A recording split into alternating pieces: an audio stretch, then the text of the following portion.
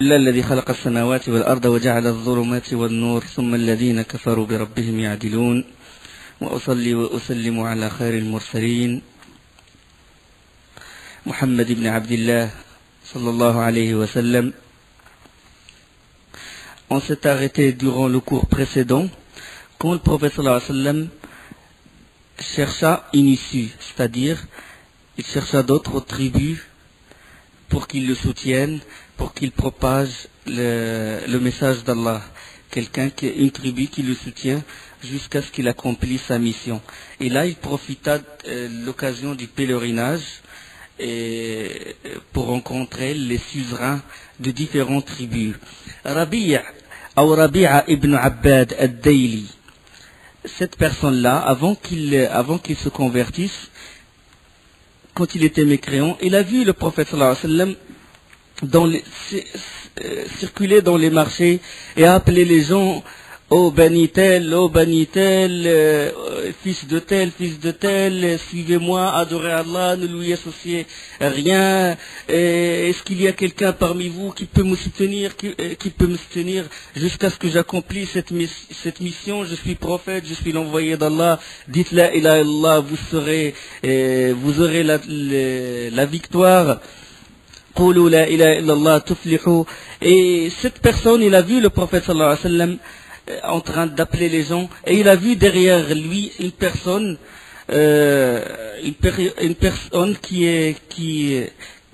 qu'à chaque fois que le prophète sallallahu alayhi wa sallam appela les gens, lui, il s'adresse à ces gens-là, il dit: ne le suivez pas, nous on est de sa famille, on le connaît. C'est quelqu'un qui veut que vous vous désavouez de Lat ou Al-Uzza, il voulait que vous vous désavouez de vos alliés parmi les djinns. C'est un innovateur, comme c'est évoqué dans le hadith, c'est un innovateur et c'est un égareur. Il dit ça sur le prophète sallallahu alayhi wa sallam. Puis cette personne, Rabi'a ibn Abbad al-Dayli, il était accompagné de son père. Il a dit à son père: c'est qui cette personne qui criait? Il lui a dit: celui-là c'est l'oncle de Mohammed, Abu Lahab. Son travail, il fait ni commerce ni rien que de barrer le chemin d'Allah subhanahu wa ta'ala, rien que de faire d'éloigner les gens de l'appel du prophète sallallahu alayhi wa sallam, de la prédication du prophète sallallahu alayhi wa sallam. Il ne vend, il n'achète rien, il se contente de suivre le prophète sallallahu alayhi wa sallam. Regardez la mécréance. Puis le prophète sallallahu alayhi wa sallam, il s'est présenté à la tribu de Bani Amir, Bani Sa'sa'a. Ils sont venus eux aussi faire le pèlerinage. Il alla chercher leur suzerain. Leur suzerain, c'est Bayhara ibn Firas al-Amiri. Le prophète sallallahu alayhi wa sallam lui récita quelques versets du Coran. Et celui-ci fut très touché par cette parole. Et puis il a dit au prophète sallallahu alayhi wa sallam: assis-toi et attends-moi. Et il est allé voir sa tribu et il leur a dit: écoutez, il y a une personne qui prétend être prophète, il m'a dit des paroles, j'ai jamais entendu pareil éloquence, pareille beauté et tout. Et ils lui ont dit: qu'est-ce que tu nous proposes? Il a dit: je vous propose de le suivre parce qu'avec ces paroles-là, il va régner sur tous les Arabes. Ils ont dit: bon, tu es notre suzerain, tu décides comme tu veux. Puis cette personne-là, il est retourné voir le prophète sallallahu alayhi wa sallam et il lui a dit: d'accord, on te soutient avec les armes, on est derrière toi, à une seule condition. Puis le prophète sallallahu alayhi wa sallam lui a dit: laquelle? Quelle est cette condition? Il a dit: tu me légueras le pouvoir après toi. C'est-à-dire, c'est moi qui serai le successeur. Et le prophète sallallahu alayhi wa sallam, il a dit: cette affaire appartient à Allah. Cette affaire appartient à Allah. Il en héritera qui il veut. Et inna hadha al-amr lillah yu'tihi man yasha'u min ibadihi wal 'aqibatu lil muttaqin. Et la suite sera en faveur de ceux qui se prémunissent. Cette affaire, il appartient à Allah. Il en fait hériter qui il veut, et la suite appartient à ceux qui craignent Allah, à ceux qui se prémunissent. Il a dit, oh Mohammed, on expose nos coups aux épées des Arabes. Et après, l'affaire, il appartiendra à autre que nous. Et une fois victorieux, le pouvoir sera légué à d'autres. Est-ce que tu vas me léguer ou tu vas pas me léguer le pouvoir? Et le prophète sallallahu alayhi wa sallam ne cesse de répéter, Innal amra lillah, cette affaire, elle appartient à Allah. Il en hérite qui il veut parmi ses esclaves. Et la suite appartient à ceux qui se prémunissent. La personne, il a insisté, le prophète sallallahu alayhi wa sallam, toujours il a répété les mêmes paroles, et là, la personne, il a refusé d'assister le prophète sallallahu alayhi wa sallam et de le soutenir. Parce que son but c'était quoi? C'était pas se soumettre devant Allah et son prophète. Son but c'était quoi? C'est le pouvoir, c'est l'intérêt d'ici-bas. Et là, Bayhara, il refusa, revenu chez lui. Bon, il a retourné chez lui avec avec ses compagnons. Et là, chez lui, dans sa tribu, il y a une vieille personne, mais qui est très sage. Et la personne, cette personne-là, il est connu dans la tribu, ils reviennent à lui à chaque fois, quand ils veulent trancher dans une affaire, et il ne pouvait pas faire le pèlerinage. Alors il attend quand ils arrivent, il leur dit, qu'est-ce que vous avez vu, qu'avez-vous rencontré et tout, et eux, ils lui font le récit de leur voyage. Et après, bon, il leur posa la question, ils lui ont dit, bon, on a vu ça, et il a dit autre chose, après ils se sont rappelés qu'ils ont vu, un tel, une personne qui s'appelle Mohammed et tout, il prétend être prophète et tout. Il a dit, pourquoi vous l'avez pas suivi? Pourquoi vous l'avez pas suivi? Malheur sur vous.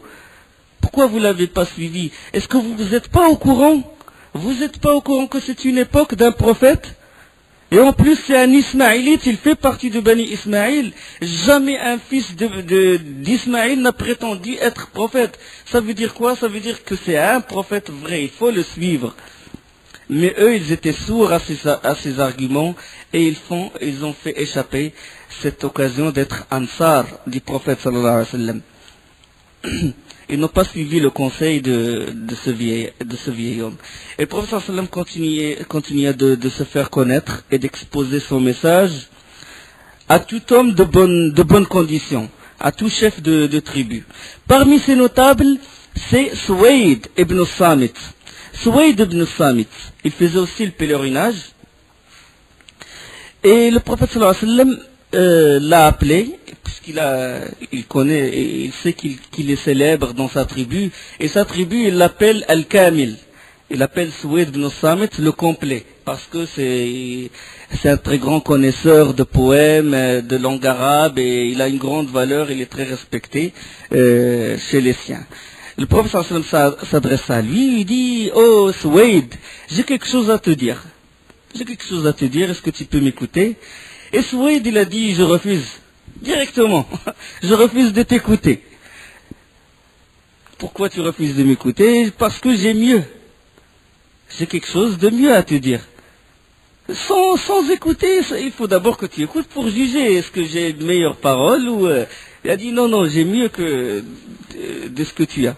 Et le prophète sallallahu alayhi wa sallam n'a pas répondu de la sorte, c'est-à-dire il lui a pas dit il faut d'abord m'écouter pour juger. Non, il a dit alors montre-moi ce qui est mieux, cette meilleure parole que tu veux me faire écouter. Et alors là, Suwayd, il commença à lui réciter quelque chose. C'était les conseils de Luqman. Luqman à son fils, Luqman al-Hakim, le sage, hein? D'accord? Il avait un parchemin où sont écrits Nasa'ih, les recommandations de Luqman à son fils. On sait que Luqman est l'un des grands sages. Certains savants ils disent prophète, d'autres ils disent ce n'est pas un prophète. Et on sait que ces recommandations-là, ils sont une sunna pour nous, les musulmans. Et Allah subhanahu wa ta'ala a appelé une sourate complète, sourate Luqman. Suwayd ibn Samit, il avait un parchemin hérité de ses ancêtres et tout, ils ont gardé ce parchemin-là où il y a les bons conseils. Il a commencé à réciter. ce qu'il y a dans ce parchemin. Et le prophète sallallahu alayhi wa sallam, il est en train d'écouter. Mais ce qu'il avait dans ce parchemin-là, on sait que les recommandations de Luqman dans le Coran sont de deux sortes. Les recommandations, le nasa'ih, deux sortes. Une concerne Tawhid, l'unicité, l'aqida. Et l'autre, il concerne l'akhlaq, les valeurs morales et tout. Hein? Ya bunayya, la tushrik billah. Hein? وإذ قال لقمان لابنه وهو يعظه يا بني لا تشرك بالله إن الشرك لظلم عظيم. Lors sermonnant son fils, Luqman disait: ô mon fils, ne donne pas d'associé à Allah, car l'association à Allah est vraiment une injustice énorme. Donc ça concerne Tawhid, l'unicité. Le premier conseil, regarde, comme la première da'wa de tous les prophètes, c'était appeler les gens à adorer Allah, premier ordre. Le premier interdit, se désavouer des idoles, se désavouer des associateurs. Donc, ça fait partie des conseils. Ya bunayya innaha in taku mithqala habbatin min khardalin fatakun fi sakhratin aw fi as-samawati aw fi al-ard ya'ti biha Allah inna Allah latifun khabir. Oh mon enfant, fût-ce le poids d'un grain de moutarde au fond d'un rocher, ou dans les cieux, ou dans la terre, Allah le fera venir. Allah est infiniment doux et parfaitement connaisseur. Donc c'est des choses qui concernent Tawhid. Tawhid al-Rububiyyah, l'unicité de la Seigneurie. Comme quoi, un grain de moutarde dans un rocher, Allah subhanahu wa ta'ala, il le fait. Rien n'échappe à Allah subhanahu wa ta'ala. De même, l'unicité des noms et des attributs, ça veut dire qu'il est latif et qu'il est khabir. Tawhid. Et d'autres concernent l'akhlaq. La deuxième partie des conseils, il concerne les valeurs morales. ولا تصعر خدك للناس ولا تمشي في الأرض مرحا إن الله لا يحب كل مختال فخور. Et ne détourne pas ton visage des hommes et ne foule pas la terre avec arrogance, car Allah n'aime pas le présomptueux plein de glorioles. Sois modeste dans ta démarche et baisse ta voix. La plus infecte des voix est celle des ânes. Donc, c'est des conseils concernant les valeurs morales. Mais Suwayd ibn Samit, la partie qui concerne l'unicité, il l'avait pas. Il avait que les valeurs morales. Et puis le professeur sallam, bon, quand il a écouté ce qu'a dit Suwayd ibn Samit, il a dit: oui, c'est bien, c'est excellent, mais j'ai mieux. J'ai mieux. Et là, Suwayd s'est étonné la première fois que quelqu'un lui dit: j'ai meilleur que ces paroles-là. Et puis, il a dit: si tu as mieux, je t'écoute. Et puis, le prophète sallallahu alayhi wa sallam lui récita quelques versets du Coran. Et là, Suwayd ibn Samit, il a dit: ceci est excellent. Il a dit: ceci est excellent, mais après il se retira, sans qu'il dise je me soumets, sans prononcer la shahada, sans rien. Il a juste jugé que cette parole, que les versets du Coran qu'a récité le prophète sallallahu alayhi wa sallam, qu'elles sont excellentes. Mais plus tard, il embrassa l'islam. Il embrassa l'islam et il est mort avant l'immigration du prophète sallallahu alayhi wa sallam. Et ils ont dit dans des versions que c'est le Khazraj, la tribu de Khazraj, qui l'a tué au cours des conflits entre l'Aws et le Khazraj, les deux tribus rivales à Médine.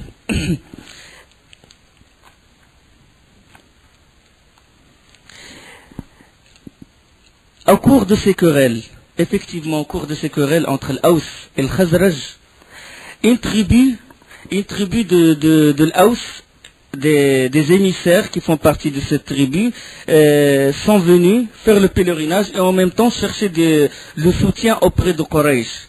Ils veulent que les Quraysh les soutiennent contre le Khazraj. Et dans cette tribu, il y avait une personne qui s'appelle Abu al-Haysar, de Bani Abd al-Ashhal.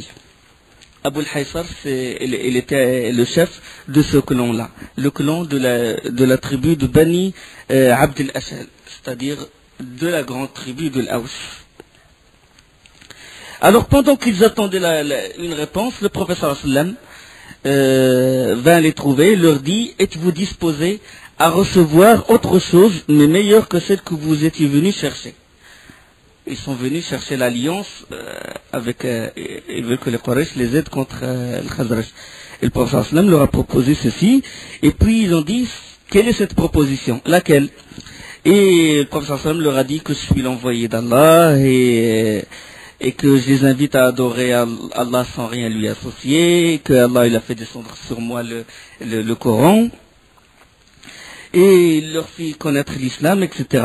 Et là, lorsqu'il eut terminé, un jeune homme qui s'appelle Iyas ibn Mu'adh, il s'écria, il a dit, par Allah, voici qui est meilleur que ce qui nous a amenés ici. Il a été touché par ce qu'a dit le prophète sallallahu alayhi wa sallam. Et là, Abu al-Haysar, il a pris un morceau de terre et il l'a jeté au visage de ce jeune homme. Il a dit non, nous on n'est pas venus pour ça. Nous, notre but c'était d'aller voir Quraysh, etc. Notre mission a été faite, ça y est. Et ils ont dit sur Iyas, malgré ça, c'est-à-dire il est resté convaincu par la parole du prophète sallallahu alayhi wa sallam. Et quand ils sont retournés à Médine, celui qui rapporte ce hadith-là, qui est rapporté par l'imam Ahmed, la personne, il s'appelle Mohammed ibn Labid, il a dit qu'il jugeait qu'il est mort musulman parce qu'avant sa mort, il s'arrêtait pas de dire La ilaha illallah, il dit Subhanallah, Alhamdulillah, il invoque Allah subhanahu wa ta'ala. Parmi les gens qu'a rencontré le prophète sallallahu alayhi wa sallam, et c'est cette rencontre qui a changé la face de l'islam, c'est cette rencontre qui a changé l'histoire. C'est un groupe de la tribu de l'Khazraj, un groupe de Khazrajis. Dans une région, ils ont rencontré le prophète sallallahu alayhi wa sallam dans ce qu'on appelle Al-Aqaba, un endroit de la Mecque.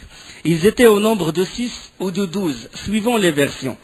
Le prophète sallallahu alayhi wa sallam les appela à adorer Allah, il les convia à l'islam et leur récita quelques extraits du Coran.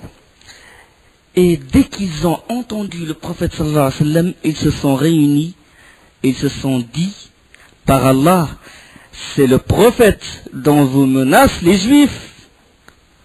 Les Juifs, ils vous menacent.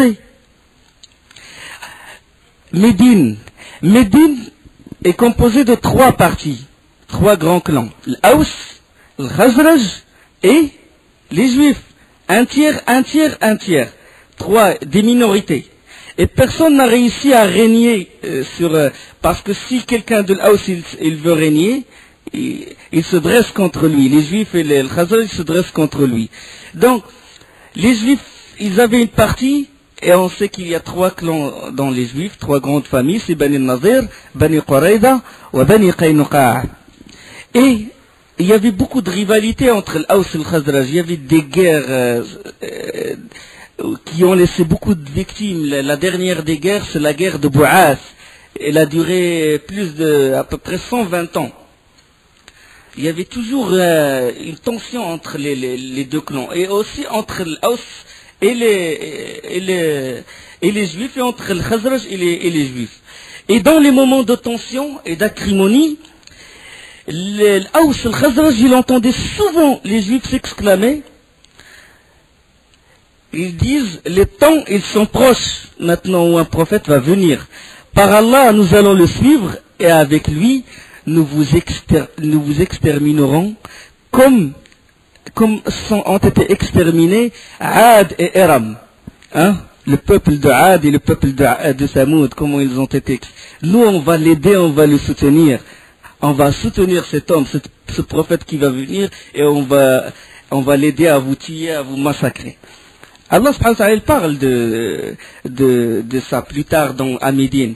Allah, il dit sur eux, à leur propos, dans Surat Al-Baqarah, وَلَمَّا جَاءَهُمْ كِتَابٌ مِّنْ عِنْدِ اللَّهِ مُصَدِّقٌ لِمَا مَعَهُمْ وَكَانُوا مِنْ قَبْلُ يَسْتَفْتِحُونَ عَلَى الَّذِينَ كَفَرُوا فَلَمَّا جَاءَهُمْ مَا عَرَفُوا كَفَرُوا بِهِ فَلَعْنَةُ اللَّهِ عَلَى الْكَافِرِينَ. Et quand leur vint d'Allah un livre confirmant celui qu'ils avaient déjà, confirmant la Torah qu'ils avaient déjà, alors qu'auparavant, Ils cherchaient la suprématie sur les mécréants, les juifs sur l'Aws ou le Khazraj, et quand leur vint cela même qu'ils reconnaissaient, ils refusèrent d'y croire, que la malédiction d'Allah soit sur les mécréants.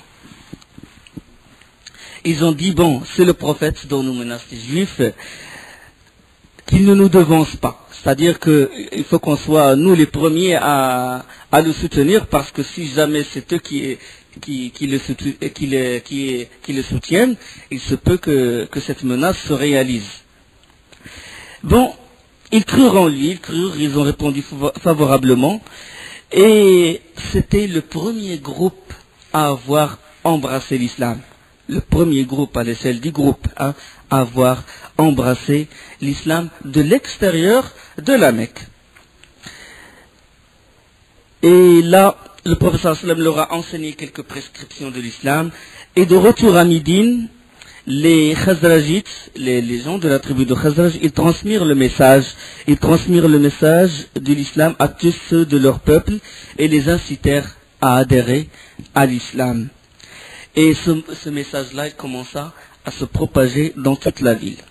L'année suivante, à l'occasion de la période du pèlerinage, 12 Médinois, 12 personnes habitants de Médine, de Yathrib, parmi lesquels une partie de ceux qui ont fait le pèlerinage l'année précédente, et 2 de la tribu de l'Aws, ils étaient 12, ceux qui ont vu le prophète sallallahu alayhi wa sallam, la première entrevue c'était entre les gens de l'Khazraj, mais l'année d'après ils ont ramené 2 des gens de la tribu rivale, c'est-à-dire ceux de l'Aws.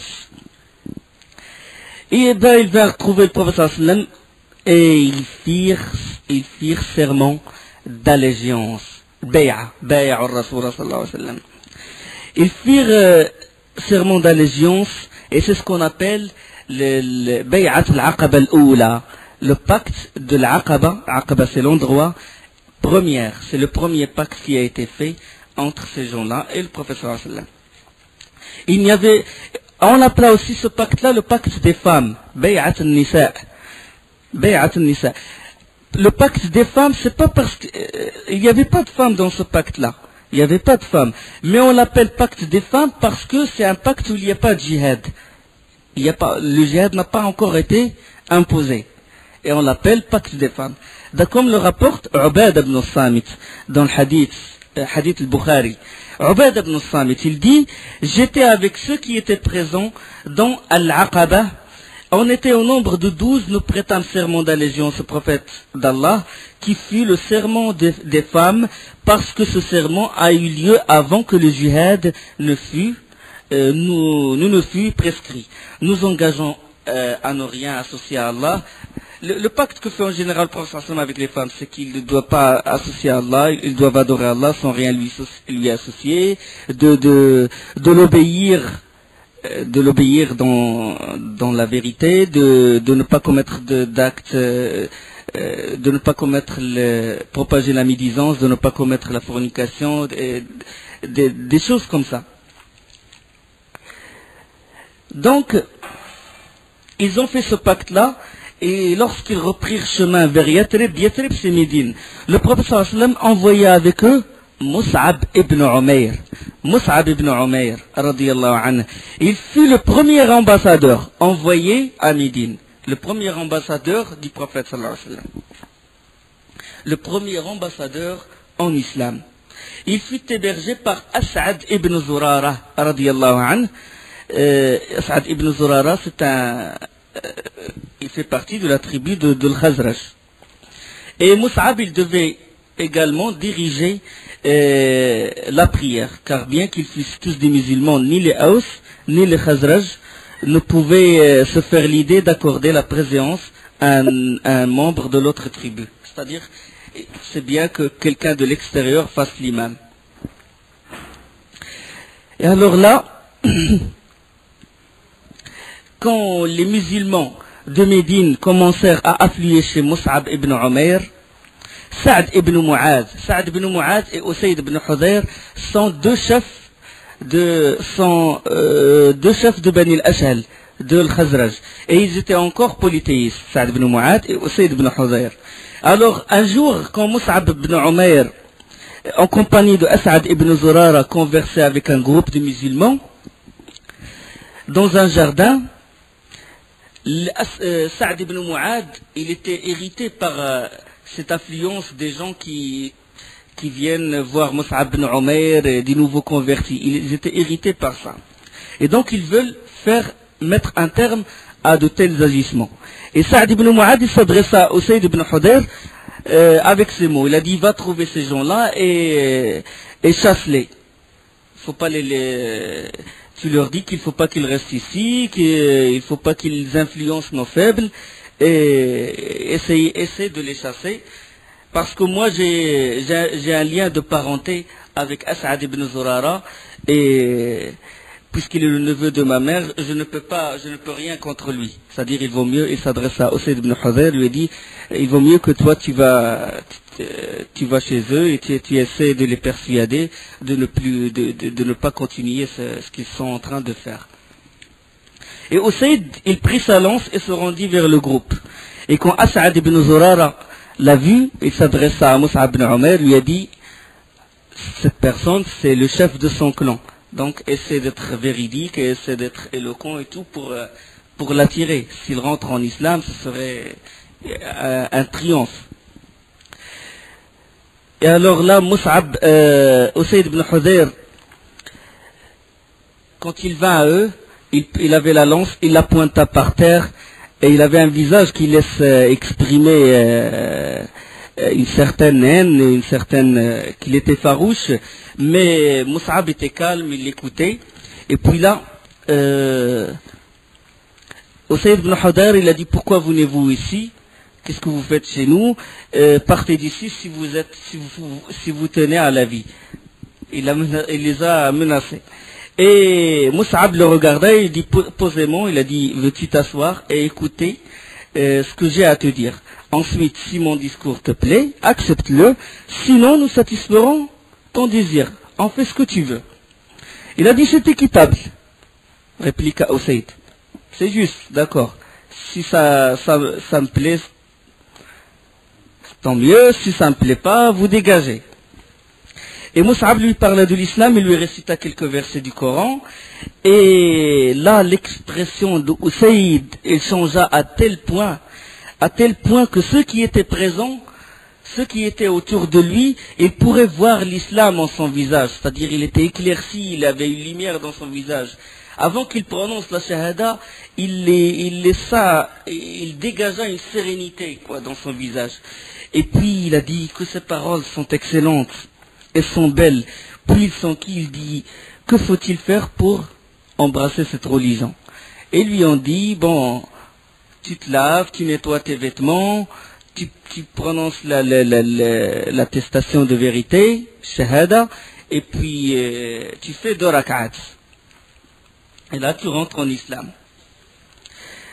Bon, après, il déclara, il a dit, derrière moi, il y a un homme. Il désigne Saad ibn Mu'ad. Il a dit, si cette personne vous suivez, alors il serait suivi par toute sa tribu. Il a dit, je vais l'appeler et je vais le ramener. Il reprit sa lance et retourna auprès des hommes de son clan. Et quand Saad l'a vu, il a dit, je jure par Dieu que Usayd, il est venu avec un visage différent du visage avec lequel il est parti. Et puis il lui a posé la question, il a dit, qu'as-tu fait? Il a dit, j'ai parlé aux 2 hommes, et par Allah, je n'ai trouvé en eux rien de mauvais. Mais je leur ai interdit de continuer, ils m'ont répondu, nous ferons comme tu désires. Et puis Saad ibn Mu'ad, il n'était pas satisfait, il est parti les voir. C'est ce que voulait vraiment Usayd. La même chose, il est allé, il pointa sa lance, dégagé d'ici, etc. Et puis Mus'ab, avec sérénité et avec calme, il lui récita le Coran et tout, son visage il changea lui aussi, et il a embrassé l'islam. 2 des chefs du clan ont embrassé l'islam. Directement après, Saad ibn Mu'ad, Quand il s'est lavé, il a nettoyé ses vêtements, il a prononcé la shahada, il est retourné chez les siens, chez sa tribu. Et il leur déclara, leur lança, quelle est ma place chez vous? C'est-à-dire, quel est mon rang? Ils lui ont dit que tu es notre chef et que c'est à toi que tu es notre juge et notre suzerain. Et là, il a dit, je le jure, de ne vous adresser la parole, ni à vous, ni à vos femmes, et que personne ne me parle, sauf si vous rentrez en islam. Et là, tout le clan s'est converti à l'islam. Subhanallah, d'une vitesse, tout le clan de l'Khazraj est rentré en islam. Le rapporteur du hadith, il dit, le soir même, il ne restait plus personne, ni homme, ni femme de son clan, qui ne fut entré en islam. L'islam se propagea d'une vitesse à Médine. Et chaque membre chaque nouveau converti, il essaie d'inciter les autres membres de sa famille pour qu'il embrasse l'islam. Ils font des pressions et tout. Et même Amr ibn al-Jamouh, l'un des chefs, des grands notables aussi de Médine, ses enfants sont rentrés en islam et lui, il refusa d'embrasser l'islam. Alors il avait une statue qu'il adorait, et puis pour vraiment ses enfants lui font beaucoup de pression, et pour vraiment le faire montrer qu'il doit se désavouer de cette religion, de son idolâtrie, et de s'éloigner de l'adoration des idoles, la nuit, ils rentrèrent discrètement chez lui, ils prenaient la statue, ils mettaient sur cette statue toutes les saletés et tout, ils barbouillaient toute la statue des saletés, ils la remettaient à sa place. Et le lendemain, quand ils se réveillent, ils trouvent la statue pleine de saletés et tout, et puis quand il a vu sa statue pleine de saleté, il s'est adressé à son idole. Il a dit, qui t'a fait ça? Qui t'a fait ça? Tu peux pas te défendre? C'est pas possible. Il parle insensé, il parle avec sa statue. Puis il le lava, il le nettoya, il nettoyait sa statue, il la parfuma et tout. Et puis il a dit, la prochaine fois, il faut te défendre. La nuit, la même chose. Ils l'ont pris la statue, ils l'ont sali, la même chose. Le lendemain, il le nettoya, il le renettoya. Et puis qu'est-ce qu'il a fait? Il a dit bon, il a ramené une épée et puis il l'a mis sur le cou de la statue. Il a dit, si quelqu'un veut te faire une chose pareille, tu le tues. Le lendemain matin, quand ils ont trouvé l'épée collée à la statue, là ils ont pris la statue, ils l'ont mis dans un trou, dans un puits perdu, où les gens fassent leurs besoins. Et ils ont collé au cou de la statue un chien. Lui, le lendemain, affolé, il n'a pas pu trouver il cherchait sa statue, il appelait les gens, hôtel, j'ai égaré mon Dieu, quelqu'un a vu mon Dieu. En train de le chercher, puis là, ils lui ont désigné le puits perdu, puis là, il trouva sa statue jetée dans le trou plein de saleté, puis là, il est revenu à lui-même, il a dit, par Allah, si vraiment tu es un Dieu, on te fera pas de toi une chose pareille. Et il s'est converti à l'islam. Donc, c'est-à-dire, il y avait une vraie propagation de l'islam à Médine. Là, concernant Médine, concernant une autre personne maintenant, c'est l'un des grands chefs de la tribu de Daous, proche de la Mecque, une grande tribu forte, et qui s'appelle Tufayl ibn Amr. Tufayl ibn Amr, il est venu faire le pèlerinage. Puis dès qu'il est rentré, les Quraysh, ils sont précipités vers lui. Ils l'ont salué, ils lui ont dit, attention, on a un sorcier, il est dangereux, il ne faut pas l'écouter, il faut faire tout ton possible pour ne pas l'écouter. Parce que même si tu passes à côté de lui et que tu l'écoutes, tu risques d'être ensorcelé. Et là, il a eu peur. Et lui, il raconte, il dit, ils m'ont tellement fait peur au point que j'ai mis le coton, le korsov, ce qu'on appelle en arabe korsov, le coton dans mes oreilles, j'ai bouché mes oreilles pour ne pas l'écouter. Et quand il a entamé le tawaf, il a vu le professeur sallam réciter le Coran, il le regardait, mais sans vraiment distinguer ce qu'il disait, ce qu'il récitait. Puis après, il entama le tawaf, tour après tour, puis il commença à réfléchir. Commença à se dire, oh, Tofail, t'es vraiment le suzerain, t'es le chef de ta tribu. Tu es connu pour être un grand poète. Tu connais la poésie. Et en plus, t'es quelqu'un de sage. Tu fais la différence entre le bien et le mal. Et plus que ça, t'es le chef de la tribu. Et comment ça se fait qu'un homme, il te fait peur? Là, il enleva le coton de ses oreilles, il déboucha ses oreilles. Et puis, il alla voir le professeur sallam, il dit, oh Mohammed, parle-moi, je veux t'écouter. Le professeur sallam lui expliqua l'islam, lui récita quelques versets. Là, le cœur de Tofail ibn Amr commença à s'ouvrir à l'islam, à s'illuminer. Puis, il a embrassé l'islam. Il a embrassé l'islam, puis il a dit au professeur sallam, écoute, maintenant, ordonne ce que tu veux, sans condition. Si tu veux que je reste avec toi, je reste avec toi maintenant. Tout ce que tu veux, je t'obéis directement. Du moment qu'il a prononcé la shahada, il a dit, ça y est, je suis obéissance totale, sans condition. Et le prophète sallam lui a dit, non, retourne chez tes siens et fais la da'wa, propage l'islam, appelle-les à l'islam. Et là, les Quraysh, ils furent informés que Tofail ibn Amr, il est rentré en islam, et ils lui ont barré le chemin. Il commençait à lui dire, qu'est-ce qui t'arrive, t'as apostasié notre religion, t'as tourné le dos. Il a dit, non, j'ai embrassé l'islam. Alors ils s'écrièrent, ils voulaient le frapper, ils voulaient se venger. Puis là, il leur a dit, si quelqu'un s'approche de moi, toute la tribu de Daous va attaquer la Mecque. Là, tout le monde s'est écarté de lui. Et là, à mi-chemin, lui sur son chameau, une lumière a surgi entre ses deux yeux. Et il lui a illuminé la rue, c'était la nuit, la route. Et puis après lui, il a dit, oh Allah, pas dans mon visage. Parce que si les gens de la tribu de Daous, s'ils me voient avec ce visage étrange, ils vont dire que la divinité l'a châtié. Hein? Donc, il a invoqué Allah subhanahu wa ta'ala. C'était un miracle, c'était un prodige, karama, comme karamat al-awliya.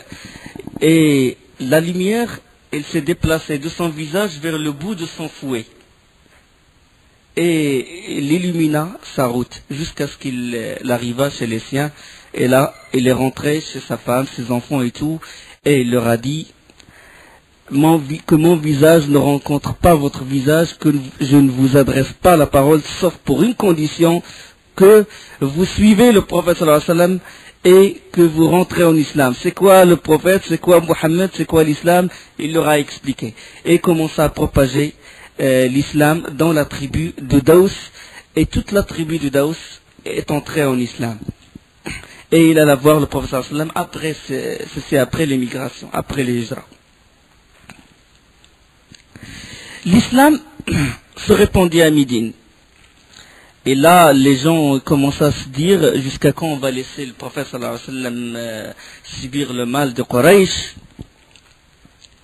Et alors, l'année qui est venue après, c'est-à-dire l'année avant l'hijra, avant l'émigration, et durant la période du pèlerinage, ils envoyèrent une délégation de 73 personnes, 73 hommes et 2 femmes, pour rencontrer le prophète sallallahu alayhi wa sallam.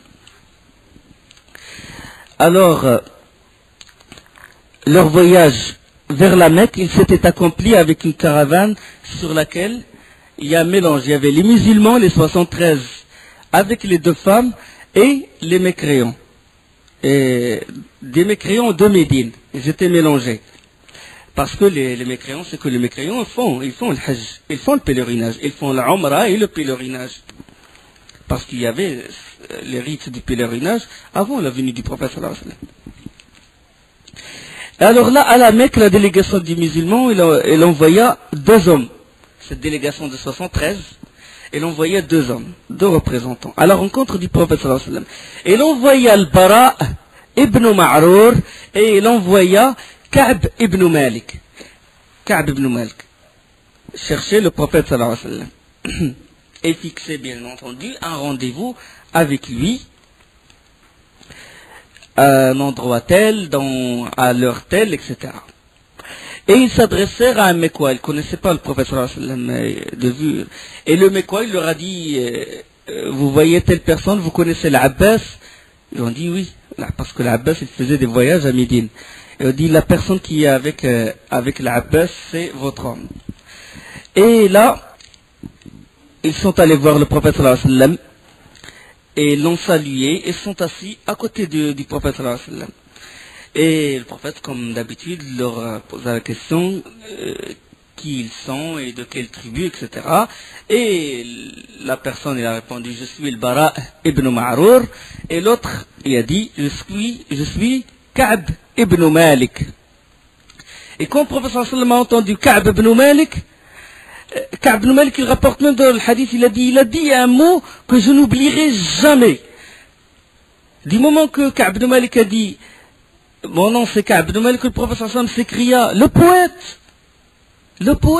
Et puis Ka'b il s'est réjoui de le fait que le prophète sallallahu alayhi wa sallam l'a vanté, quoi, a dit de lui qu'il est poète, etc. C'est une célébrité aujourd'hui. Pourquoi il a dit poète à haute voix et tout? Parce que le moyen de propagation, le moyen d'information à l'époque, c'était quoi? C'était la poésie, et se transmet de maison en maison, de père en fils. Eux, ils étaient éloquents, ils apprenaient vite le poème. C'était le moyen de transmission le plus célèbre. C'est comme, vous savez, un poète, un grand poète, à l'époque, c'est comme une chaîne de radio maintenant. Une bande de radio, ou une chaîne de télé, ou un journal. C'était ça. Donc le prophète sallallahu alayhi wa sallam, quand